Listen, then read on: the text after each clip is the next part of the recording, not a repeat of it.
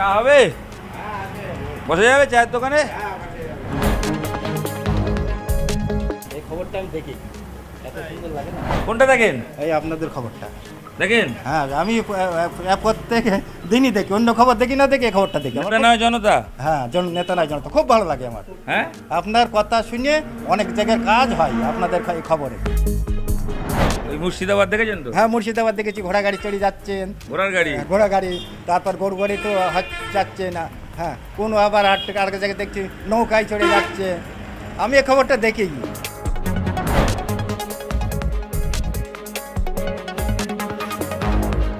রানাঘাট লোকসভা কেন্দ্র 2009 সালে এই রানাঘাট লোকসভা কেন্দ্রের জন্ম। প্রথমে ছিল নবদ্বীপ, সেখান থেকে ভেঙে রানাঘাট লোকসভা কেন্দ্র তৈরি হওয়া। সেই রানাঘাট লোকসভা কেন্দ্রে 2009 থেকেই তৃণমূলের জয় জয়কার। 9-এর পর 14 তৃণমূল, তবে 19-এ এসে পালা বদল। তৃণমূলের ভরা বাজারে এই রানাঘাট থেকে জগন্নাথ সরকার তিনি জয়লাভ করেন, বিজেপির ক্যান্ডিডেট। আর তারপর থেকেই 2021 বিধানসভা ফলেও রানাঘাট বিজেপির যথেষ্ট ভালো ফল হয়েছে। লোকসভা ভোটের আগে রানাঘাটের আমজনতা তারা কি ভাবছেন জানতে হবে তো, কারণ এই 5 বছরে কাজকর্ম হয়েছে, উন্নয়ন হয়েছে, সেই প্রশ্ন তো আমজনতা করবেন এবার। সেটাই আমরা নেতা নয় জনতায় শুনবো। আমরা বসে রয়েছি কৃষ্ণগঞ্জ বাজারে, রানাঘাট লোকসভা কেন্দ্রের অন্যতম বিধানসভা কেন্দ্র। রানাঘাট লোকসভা কেন্দ্র, যে রানাঘাট লোকসভা কেন্দ্র অতীতে নবদ্বীপের মধ্যে ছিল, 2009 থেকে রানাঘাট হয়েছে। এই রানাঘাটের মানুষ হিসেবে কিরম আছেন আগে বলুন? মোটামুটি আমরা ভালোই আছি। ওই আমাদের সরকার আমাদের খুব যা সাহায্যই করে, উপকারই করে। আমরা গরিব মানুষ তো, এই যে 1000 টাকা করে দিচ্ছে, আমার মতন আমি হয়তো 300 টাকা ইনকাম করি।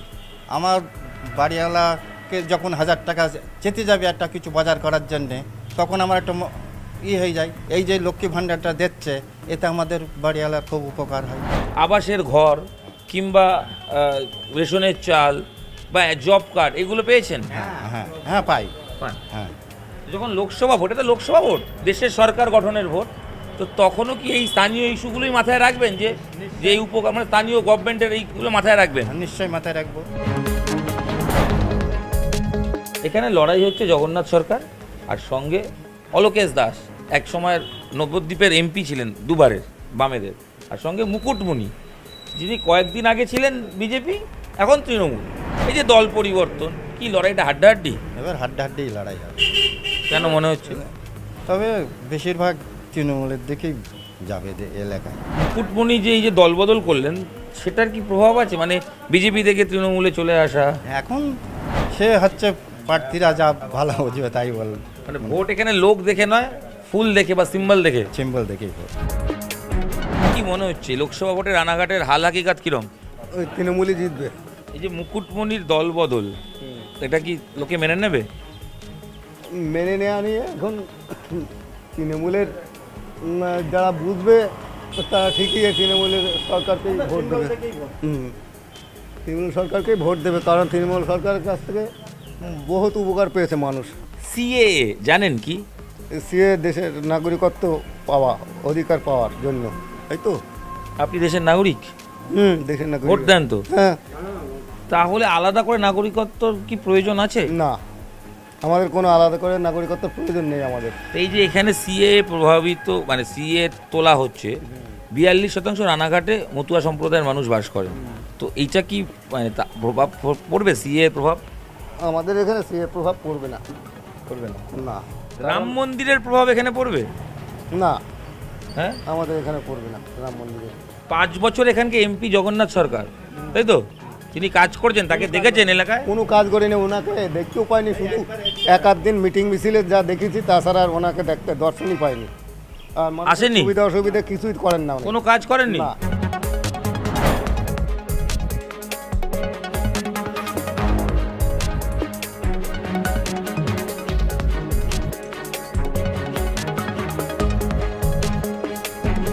রানাঘাট লোকসভা কেন্দ্রের মধ্যে এই কৃষ্ণগঞ্জে থাকেন, তাই তো? কেমন আছেন? ভালোই আছে। বলছি নদীর এই হাল কেন? নদীর হাল আজকে এই দীর্ঘদিন ধরে এরকম ফসল জল 10 মিলে জল দিয়ে আছে। তারপরে এই যে জার্মানির জমি কী অবস্থা হয়েছে, কেউ পরিষ্কার করে না। এটা চুন্নি নদী। আর এটা চুন্নি নদী, এই মৎস্যজীবীরা এখন কেউ মাছটা ধরতে পারে না, এইভাবে আটক হয়ে সব পড়ে আছে। এই জল কালো কেন? ওই 10 মিলে জল 12 মাস কাল এইভাবে ছেড়ে রেখে দেয়। উন্নয়ন হয়েছে? উন্নয়ন আর কি হবে, কিছুই হয়নি। লোকসভা কেন্দ্র রানাঘাট আর বিধানসভা হচ্ছে কৃষ্ণগঞ্জ। আমরা আমজনতার সঙ্গে কথা বলছিলাম, আমজনতা যেটা বলছিলেন যে এখানে আমি জানতে চাইছিলাম যে কোনটা ইস্যু, সিএ নাকি রাম মন্দির নাকি মতুয়া সম্প্রদায়ের ভোট কোন দিকে, সব কিছু মিলিয়েও আমজনতা বলছিলেন যে না, এখানকার একটা বড় সমস্যা নদী সংস্কার, নদীটা হচ্ছে না, তাই কি? ঠিক, এটা আমাদেরও সেই একই কথা। সারা বছর নদীর জল যা দেখছেন এই রকম অবস্থায় থাকে সারাটা বছর। যে বাংলাদেশ থেকে যে জল ছাড়ে তার মানে প্রতিক্রিয়া এগুলো আর কি। এটা সারা বছরের সমস্যা আমাদের। আমরা নদীতে স্নানও তো করতেই পারি না। আগে নদীর যেসব গরিব মানুষ নদীর দুই পারে যে হালদাররা যারা মাছ ফাছ ধরে তাদের জীবিকা নির্বাহ করতো, সেসবও তারা টোটালটাই বন্ধ হয়ে আছে নদীর এই পরিস্থিতি। মানে ইস্যু অনেক সময় রাজনৈতিক দল যে কোনো কিছু বলে, কিন্তু আলটিমেট এটা খুব আলটিমেটলি এটা তো অবশ্যই গুরুত্বপূর্ণ বিষয়। যদি আগামী দিনে যিনি আসবেন, যিনিই আসেন, তিনি যদি আমাদের এই নদীর বিষয়টা দেখে, তাহলে আমরা মানে এত অঞ্চলের মানুষ খুবই উপকৃত হবে। ভোট আসে ভোট যায়, ভোট এই প্রতিশ্রুতিগুলো পালন হয় না, পালন হয় না। বিগত 5 বছর এমপির থেকে কাজ টাজ পেয়েছেন? বিগত এমপি থেকে কাজ, সেরকম কাজ আমরা লক্ষ্য করতে পারি। এই অঞ্চলে কাজকর্মের হাল কীরকম আছে? কাজকর্ম সেরম তো দেখি না যে কোনো বউদের নিয়ে কোনো কাজ আছে কি, মহিলাদের নিয়ে কোনো কাজ কি, মেয়েদের কোনো পড়াশোনার বিষয়ে এগিয়ে যাওয়া, এরকম কোনো কিছু আমরা দেখি না। কলকাতা হ্যাঁ হ্যাঁ এই যে লক্ষ্মী ভাণ্ডার দেয়, কন্যাশ্রী যুবশ্রী দেয়, এগুলো কি ভোটে প্রভাব মনে হয়? মানুষ যারা পান সেটা ভেবে ভোট দেন? মানে আপনি ও পয়সা চোখে দেখা যায় নাকি এটা একটা কথা। এর প্রভাব নেই বলছেন? না না না, এই সবাই পাচ্ছে, আমিও পাচ্ছি, কিন্তু এই পয়সা দিয়ে যে আলাদা কিছু করব এটা ভেবে মানুষ ভোট দেয় না? না না, এসব ভেবে কেউ ভোট দেয় না।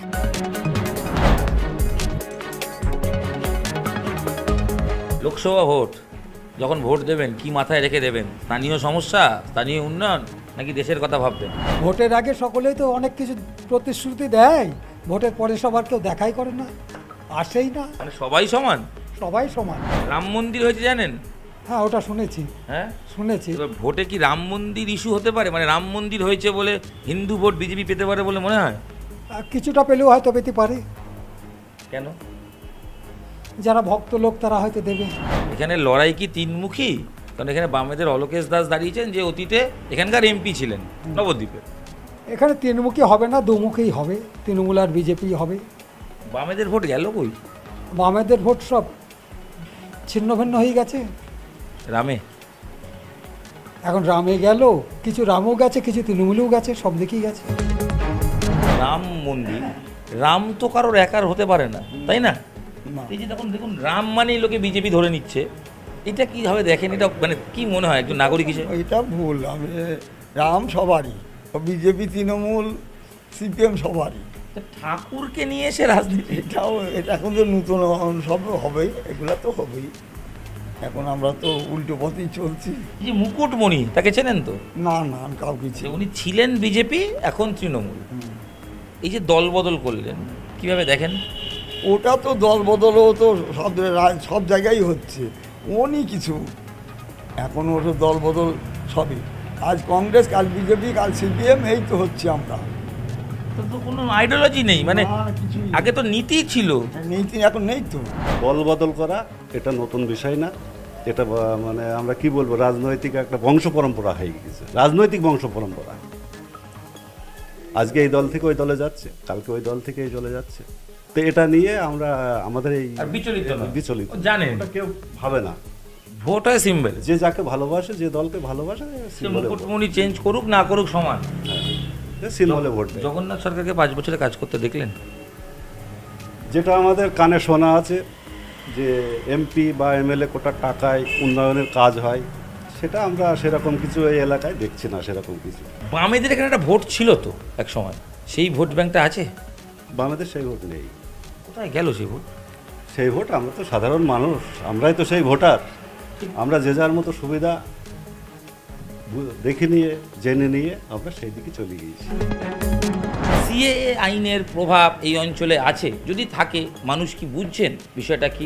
নাকি নাকি নাকি একটা ওই সেখানে মানে হিন্দু তারা নাগরিকত্ব পাবেন, মুসলমান, তাদের আশা সব মিলিয়ে একটা মানুষ বোঝে না এই কথাটা আমি কখনোই বলবো না। ঠিক মানুষ তো বোঝেই, জনতা জনার্দন। ঠিক যদি নাই বুঝতো তাহলে 34 বছরে বামেদের পরিবর্তন হতো না, আবার ওদিকে কংগ্রেসেরও পরিবর্তন হতো না।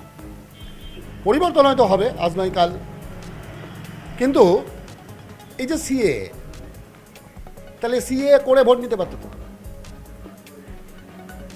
এই যে 2024-এর লোকসভা নির্বাচনে ভোটে জিতবেন উনি, উনার উদ্দেশ্য কি? সিএকে হাতিয়ার করে তো, পক্ষে বিপক্ষে, আপনার মত পক্ষে, আমার মত বিপক্ষে, বা আমার মত উল্টোটাও হতে পারে। তাহলে সিএ করার পরে ভোটটা নিল না কেন? আমি নাগরিক কি না তার প্রমাণটাকে করে নিক, তারপর ভোটটা নেওয়া হোক। আমার প্রশ্ন এক। দ্বিতীয় যে বড়, এই সিএটা কি মানে সামনে ওই খুরোর কল? তাই তো দেখছি, কুড়োর কল ছাড়া কি বলবো। তাহলে ভোটে এবার ইস্যু কি রানাঘাটে? চাওয়া পাওয়া, গিভ অ্যান্ড টেক। অফকোর্স। নেতা নয় জনতায় আজ আমরা কথা বলছিলাম রানাঘাট লোকসভা কেন্দ্রের কৃষ্ণগঞ্জ বিধানসভা এরিয়ায়। অনেক প্রশ্ন উঠেছে, সিএএ, রাম মন্দির, কর্মসংস্থান, বিভিন্ন ইস্যু আছে ঠিকই, সেগুলো নিয়ে কথা বলছেন। তবে সবাই বলছেন নদী সংস্কার প্রয়োজন। শহরের মধ্যে থাকা বেশ কয়েকটা নদী সবকটার সংস্কার না হলে সমস্যা দিনে দিনে বাড়বে। ভোট আসবে, ভোট যাবে, নেতারা প্রতিশ্রুতি দেবেন, কিন্তু এই নদীটা সংস্কার হবে না কেন? এ প্রশ্ন কিন্তু তারা যেমন তুলছেন, নেতা নয় জনতাও তুলছে। একটু ভাবুন প্লিজ নেতারা, আপনারা ভোটে জিতবেন, নদীগুলো কি ঠিক করা যায় না? রাজ্য কেন্দ্র মিলে নদীটাকে যদি ঠিক করা যেত তাহলে হয়তো এই অঞ্চলের মানুষজনের খুব সুবিধে হতো।